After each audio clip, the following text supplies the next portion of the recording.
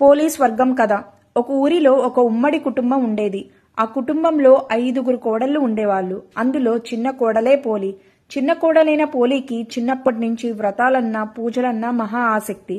వాళ్ల అత్తగారికి తనంత భక్తురాలు వేరే ఎవ్వరు లేరని నమ్మకం. పోలి అంటే నచ్చని వాళ్ల అత్తయ్య పోలిని తప్ప మిగతా కోడళ్ళ అందర్నీ తీసుకుని గుడికి వెళ్లేది. అక్కడ తన కోడళ్లతో సహా నదీ స్నానం చేసి దీపాలు వెలిగించి ఇంటికి వచ్చేది. పోలి దీపం పెట్టేందుకు కావలసిన సామాగ్రిని కూడా ఇంట్లో లేకుండా జాగ్రత్త పరిచి మరీ వెళ్లేది. కార్తీక మాసం చివరి రోజు కూడా నదీ స్నానం చేసి కార్తీక దీపాలను వదిలిపెట్టడానికి అత్తగారు కోడళ్లతో బయలుదేరింది, పోలిని ఇంట్లో వదిలేసి. గుడికి వెళ్తూ ఆ రోజు కూడా పోలికి తీరిక లేకుండా పనులన్నీ అప్పచెప్పి వెళ్లారన్నమాట.